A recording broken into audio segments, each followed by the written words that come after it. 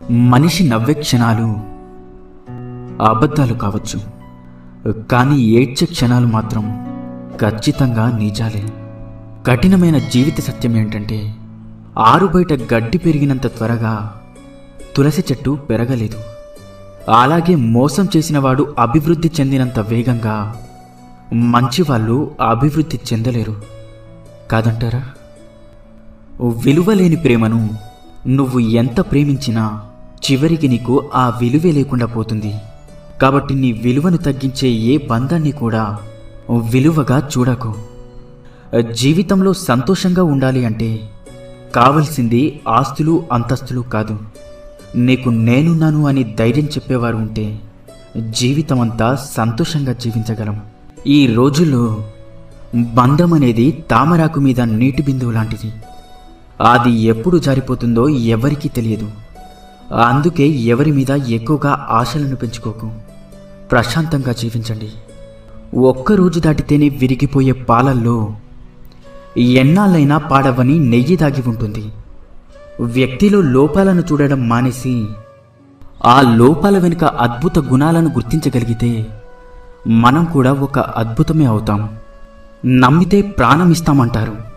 ప్రాణం ఇవ్వాల్సిన అవసరం లేదు. ప్రాణమున్నంత వరకు నమ్మక ద్రోహం చేయకుండా ఉంటే చాలు కాదంటారా? మన దగ్గర ఎంత డబ్బైనా ఉండవచ్చు, కానీ అవతల వారిని చులకనగా చూసే జబ్బు మాత్రం ఉండకూడదు. ఆత్మాభిమానం ఉన్నవాళ్ళు తమకు అవమానం జరిగితే అప్పుడు ఏమీ చేయలేకపోయినా జీవితంలో మాత్రం ఎప్పుడూ మర్చిపోరు. ప్రతి ఒక్కరికి తమ తమ భావోద్వేగాలుంటాయి. ఎవరిని నొప్పించకుండా మాట్లాడటం నేర్చుకోండి. కోపంలో వచ్చిన మాటను పట్టించుకుంటే మనసు విరిగిపోతుంది.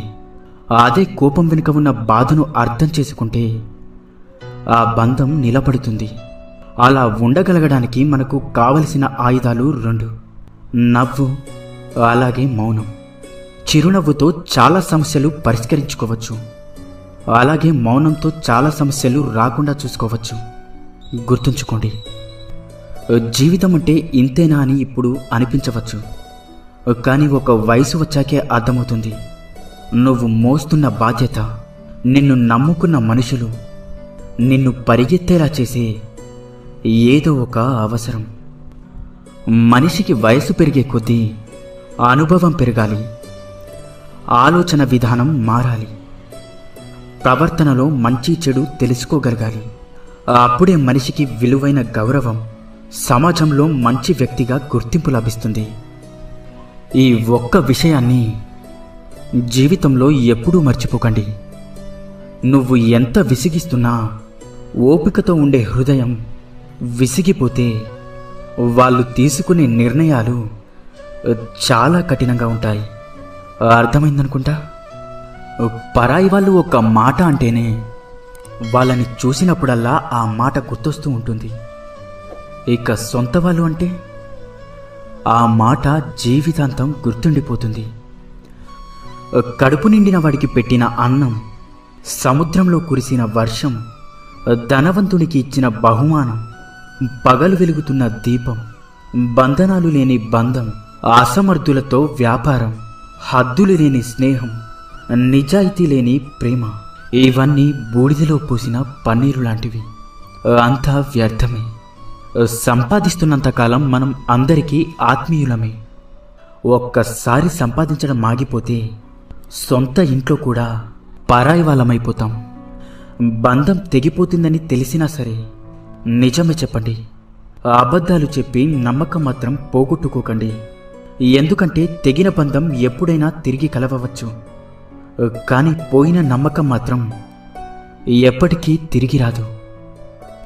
అందంగా లేదని భార్యని, అర్థం చేసుకోవడం లేదని భర్తని, నీకు అండగా ఉండడం లేదని తమ్ముణ్ణి, అహంకారం చూపుతున్నాడని అన్నని, ఆస్తి పంచడం లేదని అమ్మా నాన్నని, అవసరానికి ఉపయోగపడడం లేదని అక్కా చెల్లెల్ని, అవసరానికి వాడుకున్నాడని స్నేహితులని, అలా అందరినీ వదిలేసుకుంటూ వెళ్తుంటే చివరికి ఏదో ఒకరోజు మనం కూడా ఈ ప్రపంచాన్ని వదిలి వెళ్ళాల్సి వస్తుందేమో. ఒక్కసారి ఆలోచించు. తీపి ఉండాలే కానీ చీమలకి కుదవా. కాసులుండాలే కాని చుట్టాలకేం కొదవ. ఉప్పు తగిలితే చీమలు ఎలా అయితే చెదిరిపోతాయో, మనకు నొప్పి కలిగినప్పుడు కూడా చుట్టాలు అలానే వెళ్ళిపోతారు. మనసు ఒంటరిది. ఎన్ని బంధాలతో పెనవేసుకున్నా తనలాంటి మనసు కోసం నిరంతరం ఆరాటపడుతూ ఉంటుంది. ఒక్కసారి నీ మనసుని అడిగి చూడు, నిజమో కాదో చెప్తుంది. అసూయతో బ్రతికే వారికి సరైన నిద్ర ఉండదు. అహంకారంతో బ్రతికే వారికి సరైన మిత్రులుండరు. ఇక అనుమానంతో బ్రతికే వారికి సరైన జీవితమే ఉండదు. ఇకపై అబద్ధమే చెప్పకూడదు అని నిర్ణయం తీసుకున్నప్పుడే ఎవరో ఒకరు వచ్చి బాగున్నావా అని అడుగుతారు. కూరల్లో మజ్జిగల్లో చేరి వాటికి రుచిని అందించే ఉప్పు నీళ్ళల్లో పాలల్లో చేరితే వాటి యొక్క రుచి పోతుంది.